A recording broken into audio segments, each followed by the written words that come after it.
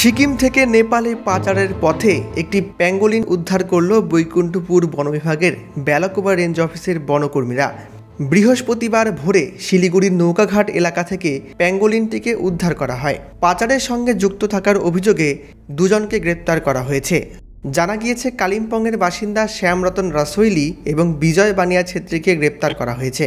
এছাড়াও পাচারের কাজে ব্যবহৃত একটি ছোট যাত্রীবাহী গাড়িও বাজেয়াপ্ত করা হয়েছে।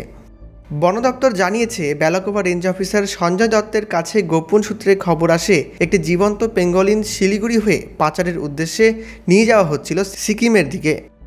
সেই সূত্রের ভিত্তিতে অভিযানে নামে রেঞ্জ অফিসের বনকর্মীরা। নৌকাঘাট দিয়ে যাত্রীবাহী গাড়িটি যেতে দেখে দাঁড় করানো হয়। গাড়িতে তল্লাশি চালাতেই প্যাঙ্গোলিনটি উদ্ধার করা হয়। অবৈধভাবে ওই বন্যপ্রাণী পাচারে যুক্ত থাকার অভিযোগে গাড়িতে থাকা 2 আরোহীকে গ্রেপ্তার করা হয়েছে। উদ্ধার হওয়া প্যাঙ্গোলিনের ওজন 8 কেজি 700 গ্রামের মতো।